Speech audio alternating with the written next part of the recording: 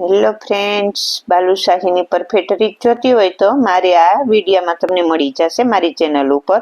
તો બાલુશાહી બનાવવા માટે આપણે મેંદાનો લોટ લેશું, તેમાં બેકિંગ પાવડર, સેજ નિમક અને ઘી ઉમેરી અને બધી વસ્તુને મિક્સ કરી લેશું. પાણી નાખીને આપણે કણક બાંધવાની નથી, ખાલી આપણે તેને ભેગી કરી લેવાની છે. અને આપણે ખાંડની ચાસણી લઈ લેશું, એક તારની ચાસણી લેવાની છે, તેમાં એલચી અને થોડોક યલો કલર ઉમેરી દેશું.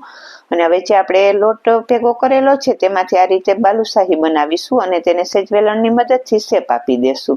હવે જે આપણે બાલુશાહી બનાવેલી છે તેને એકદમ ધીમા ગેસ ઉપર અને એકદમ ધીમા તેલમાં આપણે તેને તળી લેવાની છે. એકદમ ક્રિસ્પી થઈ જાય પછી આપણે તેને બહાર કાઢી લેશું અને જે આપણે ચાસણી કરેલી છે તેમાં થોડી વાર માટે ડીપ કરી લેશું. તો આપણી બાલુશાહી બનીને તૈયાર થઈ ગઈ છે.